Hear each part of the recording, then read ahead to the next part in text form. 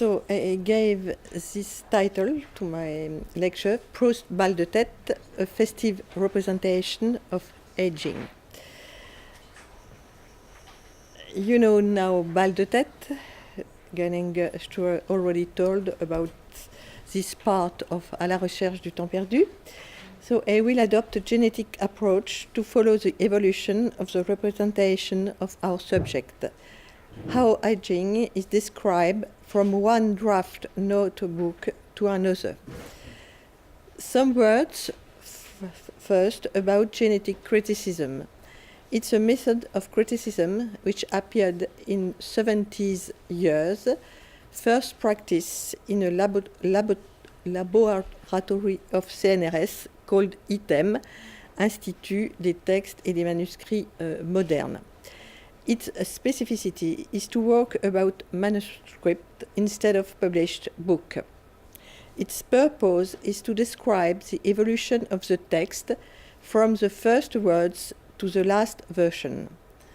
First, it was applied on literature, Flaubert, Joyce, Proust, but now it concerns a lot of cultural fields like architecture, music, movies, arts, and so on. Perhaps it's already known from you, and excuse me for these words. Genetic criticism has a double purpose: transcription and interpretation, that is, to give a sense to the transformation of writing. For example, Tim Proust from ITEM conceived a huge project about 75 draft notebooks which are kept in Bibliothèque Nationale de France and which are available online. Numbering of Proust notebooks by himself are not logical. Now, some characteristics about Proust's work. The first volume, Du côté de chez Swann, was published in 13, excuse me. Last one, Le Temps retrouvé, in 1927. When Proust died in 1922, 3 of his novels were not published. La prisonnière, Albertine disparue, Le Temps retrouvé. The last one was not ended. Before À la recherche du temps perdu, Proust began to write 2 books which were not ended and which were published many years after his death. Jean Santeuil, an autobiographical novel, and Contre Sainte-Beuve, an essay which denounces the biographical critical method. We consider that these 2 books are a preparation to À la recherche du temps perdu. So Proust began to write his work in 1908. He began Contre Sainte-Beuve and he began to take notes on one of 5 carnets offered by a friend of mine, a friend of him, Mrs. Strauss. So you see the cover of Carnet 1. He will use 4 carnets about the 5 he received. And on the cover, there is a drawing, so either a young man or a young lady. So you have on the screen page number 10. And if you look at on the top of the right side, you can recognize the word vieillesse on the 3rd line. Vieillesse, vieillesse, vieillesse means old age. So the word vieillesse appears alone and it's repeated twice. The sentence is Milord, me reconnaissez-vous? Vieillesse, vieillesse de Plantefine, scène de l'éducation. So 3 references in a few words. One friend, Plantevigne, Marcel Plantevigne, he met in Cabourg, and 2 writers, Chateaubriand, Flaubert, 2 of his favorite writers. For Proust, it's time of lecture, before beginning his own book. So the first representation of vieillesse, he found it in books of Flaubert and Chateaubriand. About the plantings, Proust knows fathers and son, so perhaps vieillesse designs the father planting. Chateaubriand and Flaubert are two writers for whom time is a main subject. Chateaubriand is present in Le Temps Retrouvé just before the discovery of Bal de Tête with his title Les Mémoires d'Outre-Tombe, that is, the song of a bird makes the past come back. The two examples concern one meeting between a woman and a man, and the main word is the verb reconnaître, to recognize, which is the main subject for Proust, to recognize past through present. In the two examples, a lady and a man meet after having been separated. In Flaubert's novel, L'Éducation sentimentale, which was the favorite novel of Flaubert for Proust, the scene mentioned is at the end of Flaubert's novel.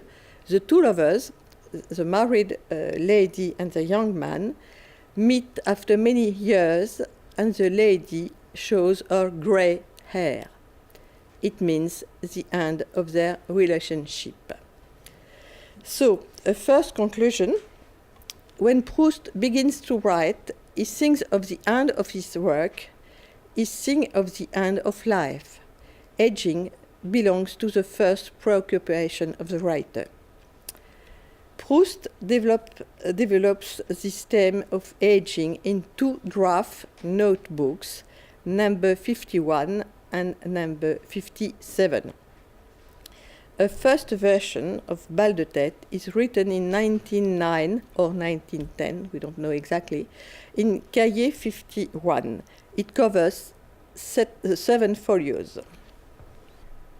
So it's one of the 75 draft notebooks which are at Bibliothèque Nationale de France, and so 4 or 5 of them have already been transcrits and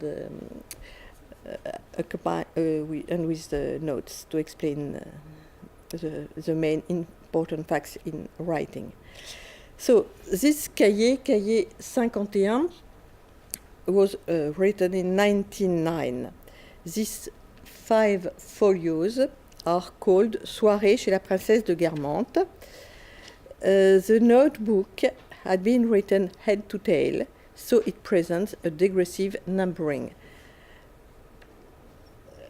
The first line shows crossing out, and it's what interests genetic criticism. The adverb longtemps, if you see it, is an echo of the first word of À la recherche du temps perdu. You know, perhaps the first sentence, longtemps je me suis couché de bonne heure. So Proust is always trying to do echoes between parts of his novel, between sentences. So you see that he hesitated.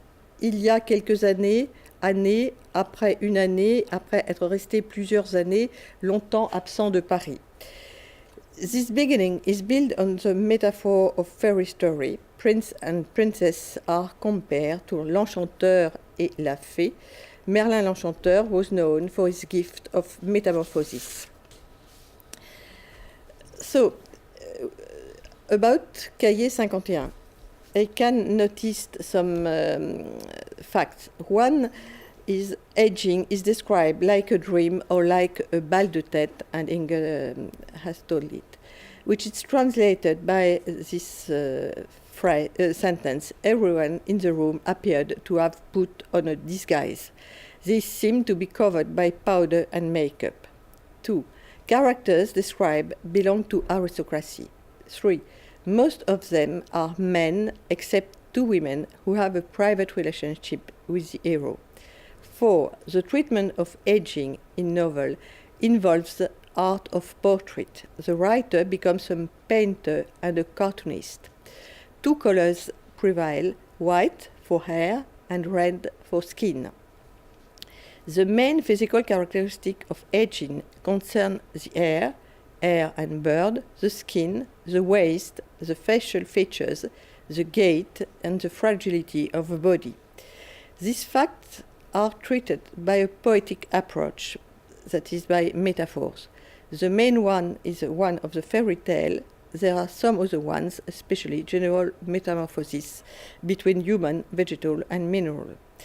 The 5 facts. The main male characteristic of aging is color of head. For female, it's body. 2 women are more longer described, and they are described through their body. Mademoiselle de Forcheville, one first lover of the hero. He does not recognize her because her body is fat, so he thinks she is her mother. Madame de Villeparisis was a friend of his grandmother. Her body is broken in 2 parts, as if it was ready to fall into the grave. With her, it's not only a picture which is given, but a small sketch. Visual aspects are completed by sounds, a mouth which seems both mutter and moan, which mean bad mood, sadness, fatigue. The narrator has described his grandmother's agony and death with emotion and touching, but describes aging in this high society with a lot of comic. He seems not to have sensibility or emotion. He describes old age with caustic humor.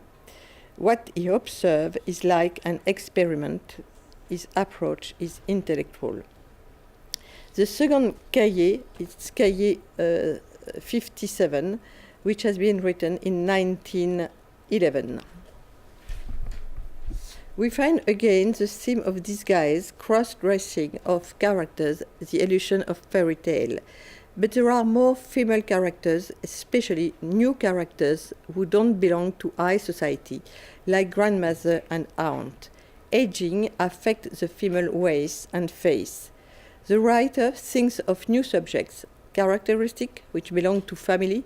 The most important is the voice and the social description which operates time. In this notebook, originality is inside notes, that is, ads which cover the margin or are in the space between lines. We call them also notes. The first one in this notebook concerns age-old, is introduced by the word capitalissime, underlined 3 times. We will comment 3 extracts of rough books. The term used is esquisse in the édition de la Pléiade. So you can look at one copy you have, which has the title Note pour le temps retrouvé. So you see it's become more difficult to write it, not to write, but to read it and to give the transcription.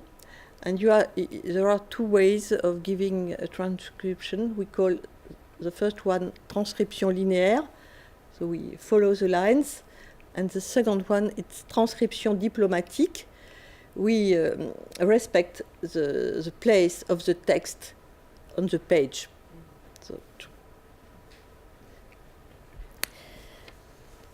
So you find work has been done for us. So you find the transcription on the page esquisse 45 number 1, capitalissime.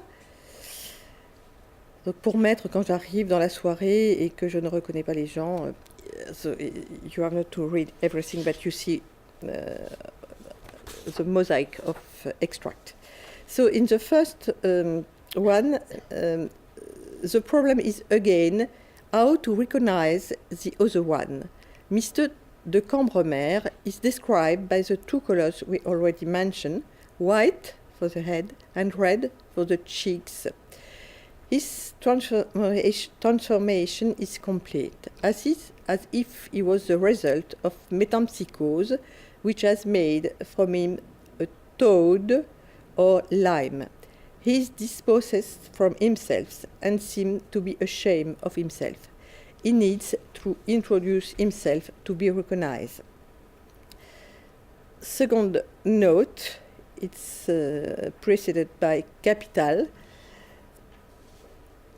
Sur le vieillissement de Jacques Bizet pris comme modèle pour Cambremer, we discover that behind a character there is a model.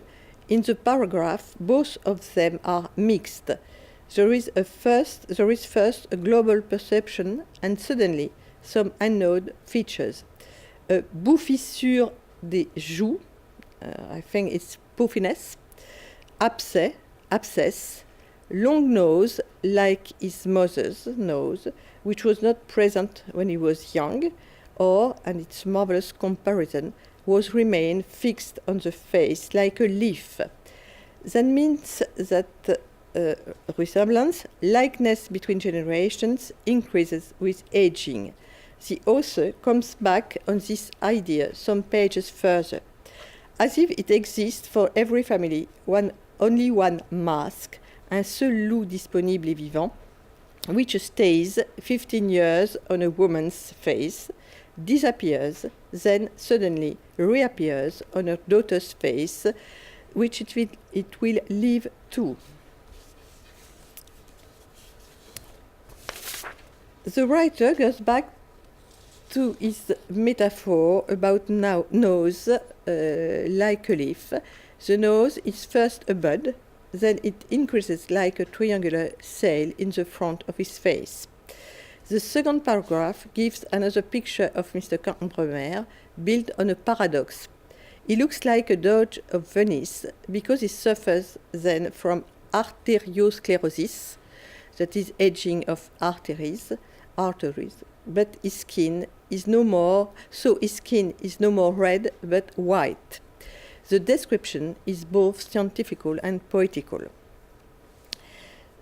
The color red is amplified, and then I saw, and you can, they will give you, you have the paper, Monsieur Cambremer, page 975,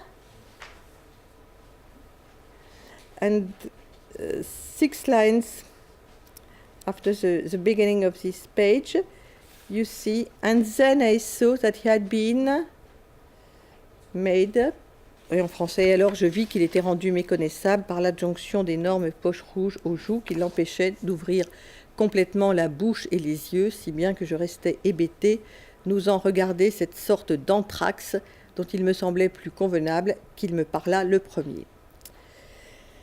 So the last part, the last esquisse, 45, it comes from another notebook, number 74. A new element is the representation of the hero himself, and he looks like the writer Marcel Proust. Mr. de Cambremer asked him if he still suffers from his breathlessness. Marcel Proust was an asthmatic, and he added that note. He added that does not prevent from longevity. In fact, Marcel Proust was dead at 71 years old, when he was 70 years old. The last stage in rewriting is represented by notebooks written during war. So it's what we call cahiers dits de misonnette. And I will only show you one thing, la paperole. So Proust is famous for using these pieces of paper, and we call them paperole. It's his housewife, very famous, Céleste, who helps him, and she cuts pieces of paper in other notebooks because he has not time enough to rewrite all these passages, and this paperole can be of 2 meters and 50. And this, so he comes back to this idea that Gilberte looks like a mother. So it's folio, you have folio 59. Then 60, La Paprole. And the text. Alors j'entendis la grosse dame me dire vous me prenez pour maman. So, in conclusion, I will say that old age is for Proust first a logical conclusion of his work, to a social revenge by his caustic description. So you can have a look on the third page, Mr. d'Argencourt. So the French text and its translation from the point of view of this guy, the most extraordinary of all the guests, the real star turn of the afternoon was my personal enemy, Mr. d'Argencourt, and you can follow when you have time. So it's what I call a social revenge. Third, the representation of old age is the equivalent of Madeleine.